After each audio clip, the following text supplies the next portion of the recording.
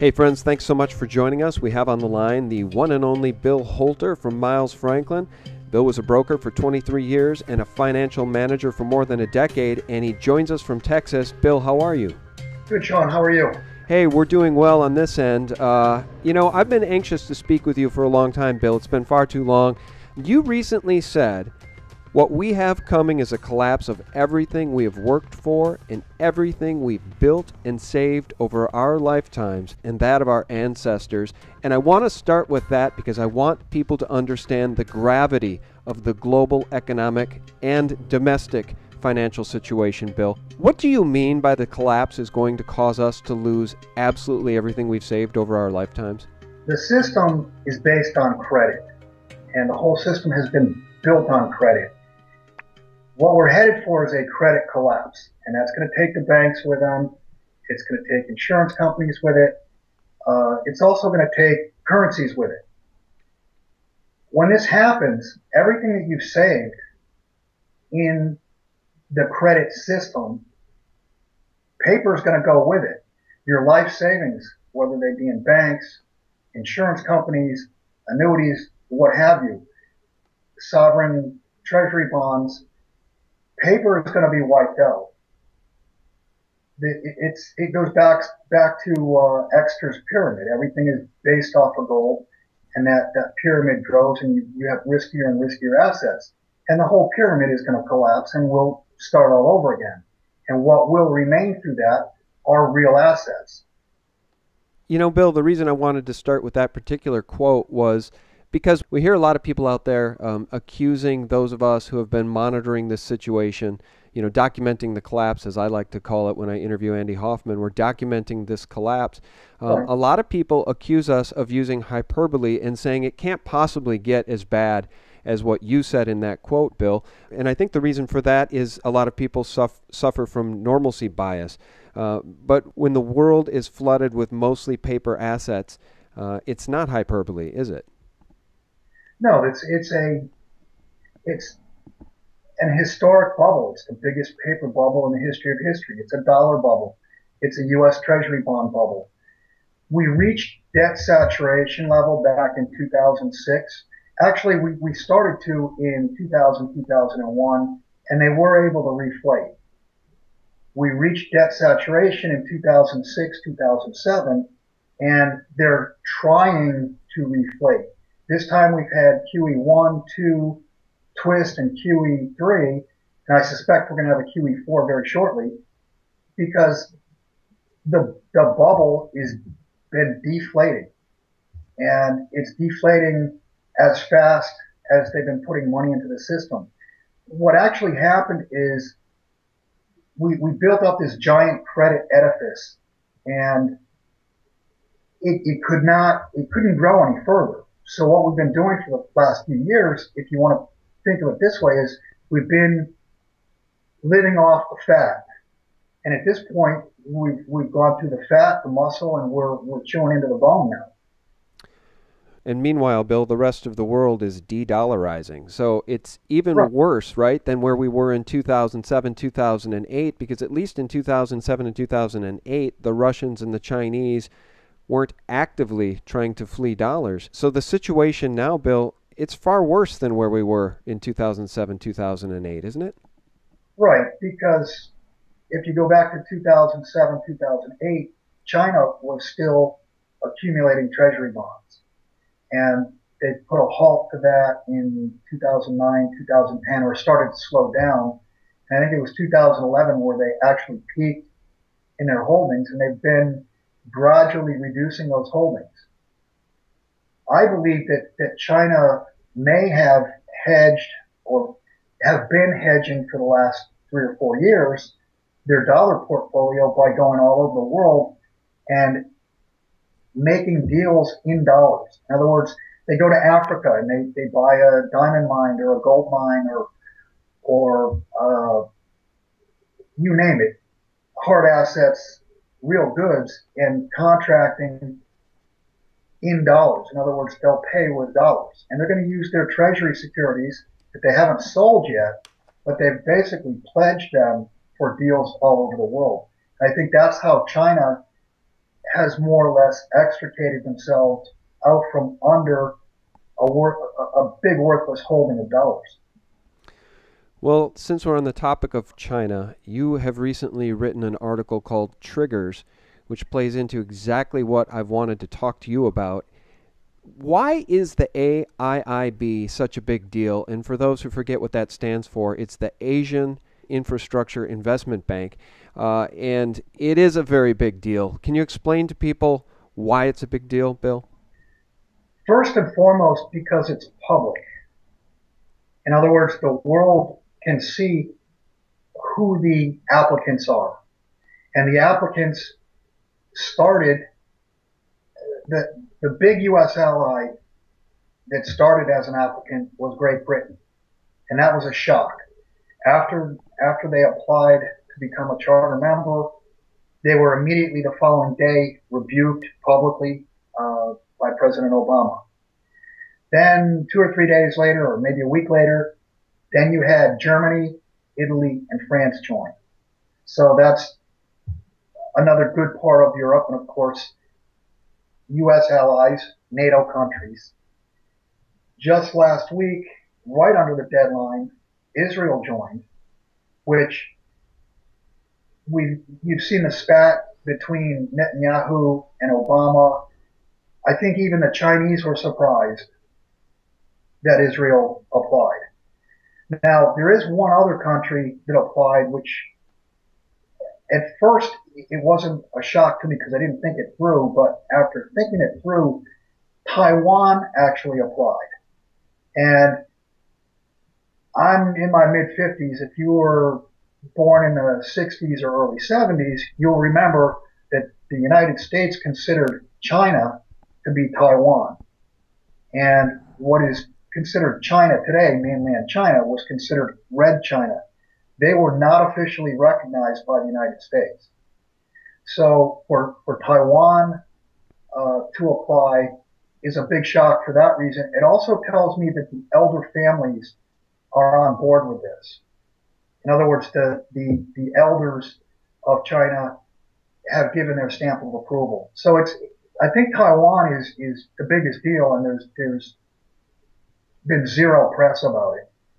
There are other pieces of the puzzle which you remind us about in your article here, Triggers. It gets a little hard to catalog all of the massive global changes that are happening behind the scenes and, as you know, publicly now. And the Right. and the AIIB is only one piece of the puzzle. Another, you write, is the clearing system set to directly compete with SWIFT. Yet another is the BRICS Bank, and let's not forget the Shanghai Physical Metals Exchange set to go live shortly. These are significant sea changes, aren't they, Bill? I mean, it's like the world is totally preparing to get rid of the dollar. That's exactly what they're doing. I believe that the world for the last at least 2 years has been preparing themselves to move away from the dollar, but also in a manner they've been isolating the U.S., isolating the West, because they know that a collapse is coming. And if they can think of it as throwing a bomb in a bomb container or something, if they can isolate or ring fence the Western financial system with them outside of the system as much as they can be, then they're going to mitigate the damage to them. It will also allow them this SWIFT clearing system, the BRICS Bank, the AIIB. It will also allow them to restart or continue business, commerce, trade, whatever you want to call it. Now, the Shanghai Physical Exchange, I view that a little bit differently. I kind of view that as more than likely the trigger. And if you follow what China has been doing, they have been accumulating, call it 2,000 tons of gold per year for the last at least 3 years. They probably have 10,000 tons of gold or more. Their last report was 1,054 tons. I think that was in the summer of 2009. So more than likely they have well more than 10,000 tons of gold stocked up. And they've been buying it based on prices made in in London on the LBMA and on the COMEX. My thought process on the Shanghai Gold Exchange, because it is going to be a 100% physical cash and carry, you're not going to be able to put up $1 and control $100, or in the case here in the West, put up $1 and sell $100 of non-existent gold. That is what has depressed the price. It's my theory that you will see China use gold and silver as some sort of a trigger, if you will, to explode the price and more or less expose the Western market as fraudulent. Now, if you look at what China is taking in imports each month, they're importing more than 200 tons per month. The COMEX has available for delivery a whopping 20 tons of gold. That's 2 days worth in a month. And I'm just saying business days now. I'm not even talking about Saturday or Sunday. It's a whopping 2 business days of what China imports each and every month. Once they see this supply dwindle and they know they're at the bottom of the barrel, I think they will pull a trigger, and it would not shock me to see China step up, and they will probably attack the gold price, push the gold price higher, and that'll be the end of COMEX and end of LBMA, because you'll have arbitrage come in and it'll clean up the inventories. Once that begins, I think what you'll see is China is going to step up and make a bid for any and all ounces of gold, or in their terms, kilograms of gold, at a set price. And that set price will be much higher than it is right now. Now, what does that do? Any countries, and even all the way down to individuals that do not have gold, will be priced out of the market. It'll be priced too high to be able to accumulate and catch up, so to speak. It will also mark China's gold hoard up by multiples. So whatever effects they're going to have, and they will certainly have some from the collapse of the West, whatever losses they're taking, or even the losses on their dollar portfolio, they will be somewhat filled by the gains that they create in their gold holdings. Well, just to recap, Bill, the AIIB is just one piece of the puzzle, guys. We have the BRICS Bank, the Shanghai Physical Metals Exchange is about to go live, and as you note in this article, and powerfully so, Bill, you write, it is truly scary to see all of the pieces that have been put into place because they are all locked and loaded. Nearly all of the future plans and programs are now in place. The only one we are waiting for is the Shanghai Precious Metals Exchange to go live, which should be very soon. This exchange can either be a trigger or a barometer. China will eventually set price for gold and silver, whether you want to believe it or not. You sound a lot like Pierre Lassonde in that quote there, Bill, because Pierre Lassonde has said now the LBMA will not set the price, the COMEX will not set the price. We will see the prices of precious metals go higher, ballistically higher, because of the SGE. These prices are going to change. They're going to go higher because of what's going on in Asia. True? I wholeheartedly believe that. China is going to make price. Well, Bill, why don't we do this? Because again, I want to reframe for people that what you are saying is not hyperbole. It's quantifiable fact. There are significant nation states that no longer want U.S. treasuries, and they don't want to hold dollars. And there is a coordinated move to move away from the dollar. Do you find it a bit ironic that really the only nation state that hasn't applied to join the AIIB, with the exception of North Korea, is the United States? I don't think Canada has.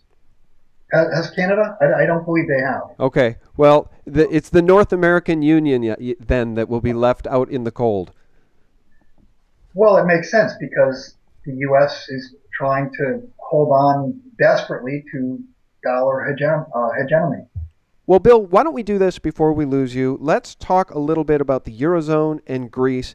What will be the trigger for the collapse of the Eurozone? And I guess the second part question would be, do you see the collapse of the Eurozone happening before the collapse of the dollar? Let me answer your second question first, because I think that's the easiest. It will not matter which one collapses first. If one collapses, the other will be gone within 48 hours. So you're not looking at the collapse of the euro first and then 6 or 8 months or a year later, the dollar collapse. I can't see that happening. There's far too many derivatives outstanding. The world is far too globalized at this point. If you have a financial death somewhere in the derivatives chain, it kills the entire chain. So that's the answer to the second part. The first part, I believe the odds are pretty high. And as we're doing this interview right now on Tuesday, Mr. Tsipras and entourage is in Moscow meeting with Mr. Putin and the Russians. There is speculation that they're going to get a cut in gas prices. They may get some type of funding, whether it be directly through Russia, whether they could afford it or not, or Russia a conduit from China. It's my opinion that the East is going to offer Greece some sort of alternative. And the alternative that the West is offering them is there is no alternative. They're trying to shove more debt upon them, just trying to kick the can further down the road. And the bottom line is Greece is broke. They've got a payment, I believe, Thursday or Friday of this week of less than 500 million euros. And it's questionable whether they can make that payment and fund their daily government operations. So it's not, you're talking about less than €1 billion now that could tip this thing upside down. I think the odds are fairly high that Greece does exit, and that will spell the beginning of the end for the euro. And once you see a collapse in the euro, you'll see a derivatives collapse go global within a couple of days. And that would be a waterfall event that would also bring down the dollar then? Well, of course, because if you've got European banks that are collapsing, if you've got the euro itself that's collapsing, think about derivatives. They're all based on an interest rate factor, a currency factor, and look what happened when Switzerland dropped the peg to the euro. Within 5 minutes or 10 minutes, there was a 30% move higher in the Swiss franc and lower in the euro. Now, what did that do? What was the unintended consequence? Well, it pretty much bankrupted the Austrian banking system because they had their mortgage banks had lent money to fund real estate purchases at low interest rates. They used the franc because the franc carried the lowest interest rate. Well, all of a sudden, overnight, those loans were revalued 30% higher, which turned many properties upside down where the loan was actually higher than the value of the property. So now you have the Austrian banking system on the verge of collapse, and that's just from the Swiss franc, which, yes, it's an important currency. It's a big currency. It's not the dollar. It's not the euro. Let me ask you one last question, Bill. What do you say to critics after this litany of quantifiables that we just shared with our audience? What do you say to critics who say, Bill, this is poppycock. The dollar's never going to collapse. It will always have a place in the world economy, and you're just talking your book? After I'd say you're dreaming, I would tell them you're right. I am talking my book. My book is gold and silver. I believe in gold and silver. I started building a gold and silver position in 1997, and I retired from the brokerage business in 2006 with one of the largest gold and silver retail positions in the country. I began writing, and Bill Murphy at La Metropole picked up my work in 2007, and I wrote until 2011, early 2012, and that's when David and Andy Sheckman asked me if they could have the rights to my work.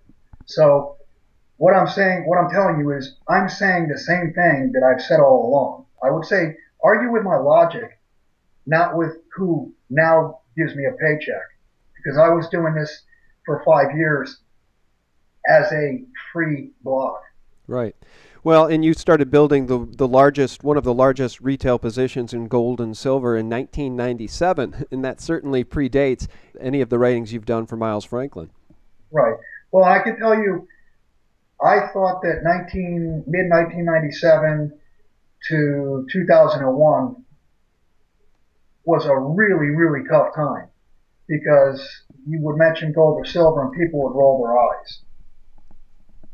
I'm going to tell you it's as difficult or more difficult now. There are more people that understand that there is something wrong. Mm-hmm. People didn't understand that there was a problem with the buildup of too much debt 10, 15 years ago. There are more people who understand that now. However, the prices of gold and silver and the prices, particularly in the shares, have been attacked far worse than they were in that 1997 to 2001 zone. But from a timing standpoint, that was the time to start building the position because it was buying silver and gold was almost free. Mm-hmm. And what would you say if somebody asked you how bad will it get? You moved out of the country briefly.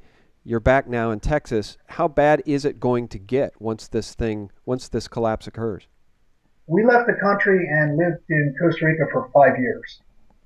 And our Spanish got to be good enough to understand that once the banks come down, we, meaning gringos, in our opinion, are going to be targets. And when the banking system comes down in the U.S., it's going to come down all over the world. So we viewed it as there's really no place to hide, so we decided to come back to Texas and live with like-minded people.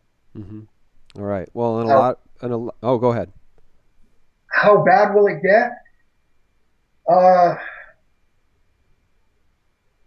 My hope is that it doesn't get this bad. My suspicion is it will get worse, where you have no access to ATMs, credit is completely shut off.